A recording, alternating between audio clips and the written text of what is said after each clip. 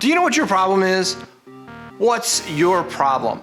I'm Bill Snodgrass, and in this episode, we're going to look at the whatever it is you're trying to do question, yet from one more perspective. Up to this point in this little series of videos on mission and purpose and all of that, we've been looking at there's like something out there that you want to accomplish proactively. You have set your mind on doing something. There is a whatever it is you want to do that is out there on the horizon that you proactively want to go for. I want to be a better friend to all the people I work with. That could be something that you set as a goal within a mission of maybe creating the opportunity for life to be better for people around you. So you have this overarching thing that you're going for. Well, that's proactive. That's something that you see that you want to accomplish. The model we're going to look at today is more reactive. It is when you see something that's not working, the outcome is not what you want, and then you create a set of essential tasks that leads you to fixing and overcoming and making the outcome what you want it to be.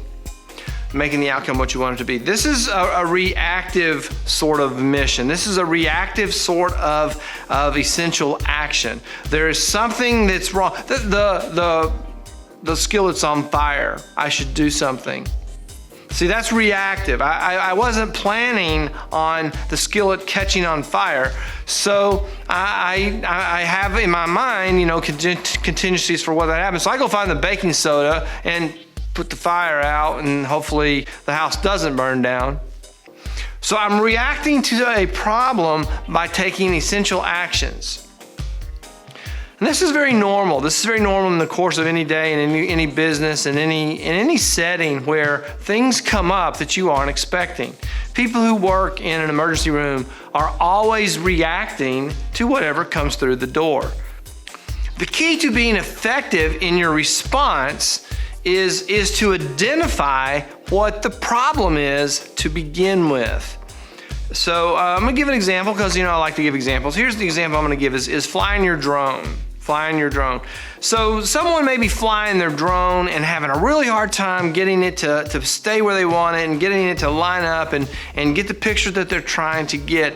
And they go, well, I just need to become better at flying my drone, which seems like a reasonable identification of the problem. The problem is I don't have the skill set necessary to get the shot with my drone that I want to get.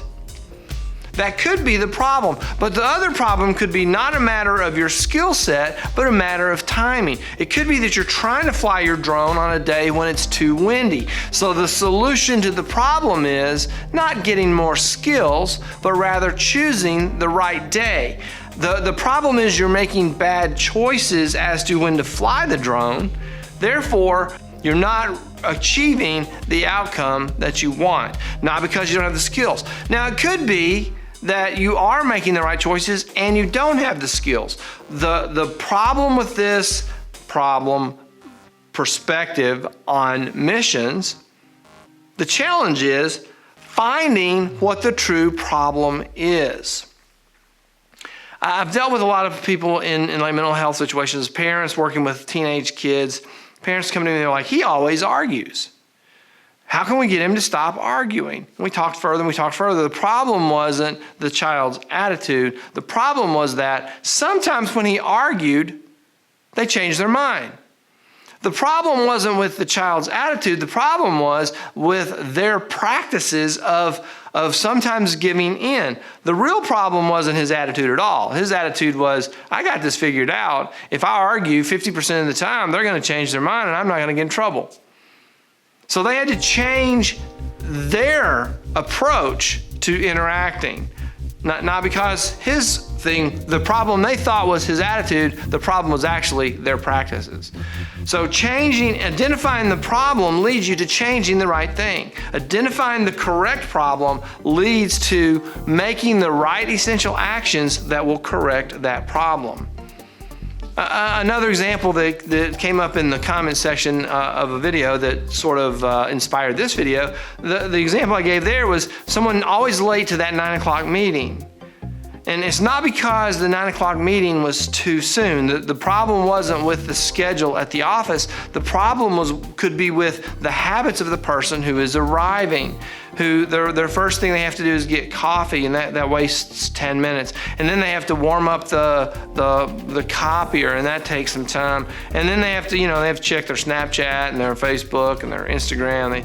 And now 30 minutes of that hour before the meeting is used up. So now they only have 30 minutes to get their report ready for the meeting that they should have had an hour to get their report ready. The problem isn't with the time of the meeting. The problem is with the habits of the person who's always late. If you're always late to work, the problem might not be that traffic is bad. The problem might be that you're not leaving soon enough. The problem might be that you left in plenty of time and the bridge collapsed and the traffic was kind of backed up going around that. That could be the problem. You left in plenty of time. It wasn't that you left late. It was that there was some extraordinary circumstance. Knowing what the real problem is will lead to the action items and the essential actions and tasks that will solve that problem. Make sure you know what your problem is, because if you don't know what your problem is, you're going to create action steps that solve the wrong thing. And that will not lead to the outcomes that you want.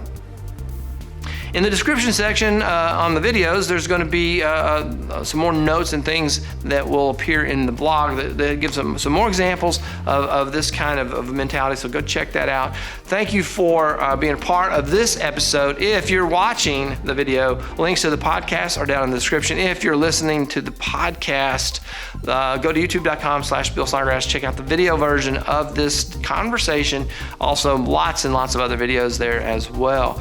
And then in the comment section there, in the description section on the video, are links to the blog and all the other places where you can find more examples of this.